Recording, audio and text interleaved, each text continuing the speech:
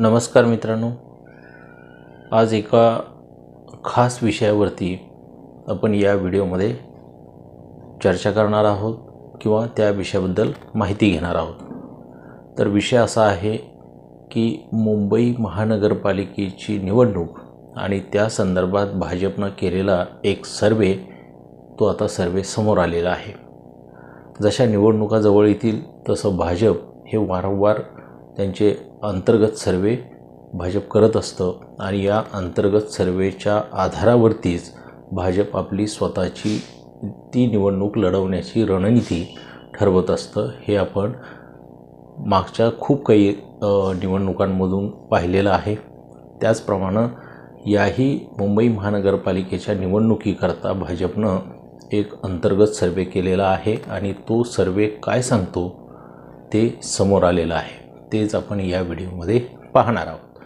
तर मित्रांनो, गोष्ट अशी आहे की येणाऱ्या मुंबई महानगरपालिकेच्या निवडणुकीमध्ये राज ठाकरे आणि उद्धव ठाकरे हे एकत्र येणार आहेत आणि एकत्रित निवडणूक महानगरपालिकेची लढवणार आहेत, हे जवळपास आता निश्चित झालेलं आहे।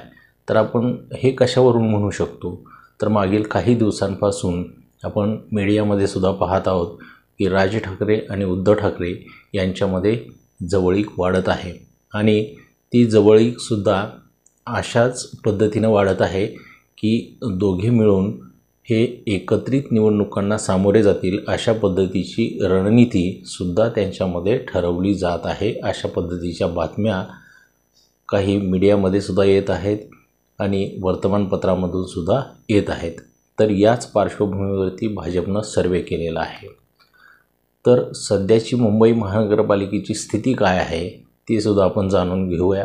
तर 2017 साली ज्या वेळेला मुंबई महानगरपालिकेची निवडणूक झाली त्यावेळेला त्या निवडणुकीमध्ये भाजप आणि शिवसेना हे स्वतंत्र लढले होते आणि त्या निवडणुकीमध्ये शिवसेनेनं, म्हणजे त्यावेळेला शिवसेना एकसंघ होती, शिवसेना फुटलेली नव्हती, त्यावेळेला शिवसेनेनं 84 जागा जिंकलेल्या होत्या आणि भाजपनं 82 जागा जिंकलेल्या होत्या। शिवसेना आणि भाजप या दोघांनी एकत्रित येऊन महानगरपालिकेमध्ये सत्ता स्थापन केली आणि महानगरपालिकेमध्ये त्यांनी सरकार चालवलं किंवा सत्ता चालवली। तर मित्रांनो, 2017 ते 2025 या 8 वर्षामध्ये बरंचसं पाणी पुलाखालून वाहून गेलेलं आहे, हे आपलं सर्वांना माहिती आहे। शिवसेनेमध्ये उभी फूट पडलेली आहे। एकनाथ शिंदे शिवसेनेपासून बाजूला झालेले आहेत। बरेच आमदार एकनाथ शिंदेंबरोबर गेलेले आहेत। त्याचबरोबर एकनाथ शिंदेंनी जे काही जुने नगरसेवक होते मुंबईमधले ते सुद्धा आपल्या गळाला लावलेले आहेत। तर अशा पद्धतीची ही स्थिती आता निर्माण झालेली आहे। तर एकूण मुंबई महानगरपालिकेमध्ये 227 प्रभाग आहेत आणि 227 प्रभागामध्ये 114 नगरसेवक कमीत कमी निवडून यावे लागतात, म्हणजे त्या पक्षाला महापालिकेमध्ये सत्ता स्थापन करण्याची हे मिळू शकते, संधी मिळू शकते असं आपण म्हणूया।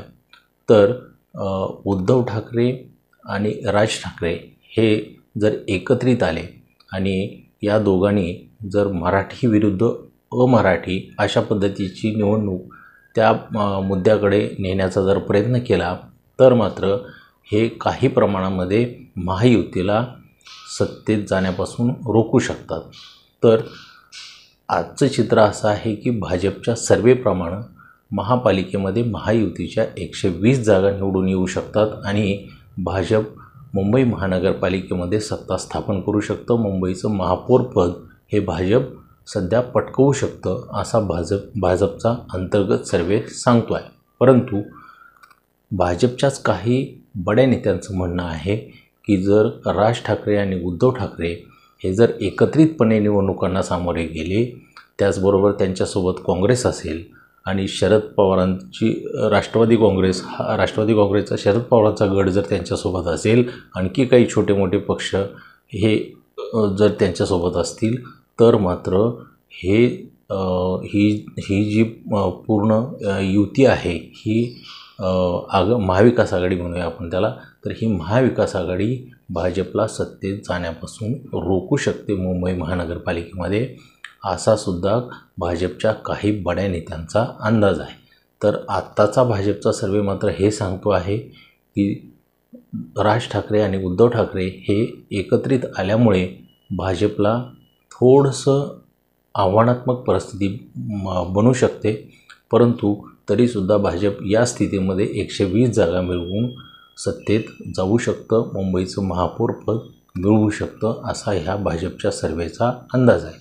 तर मित्रांनो, तुम्हाला ह्याच्याबद्दल काय वाटतं ते कमेंट करून जरूर सांगा.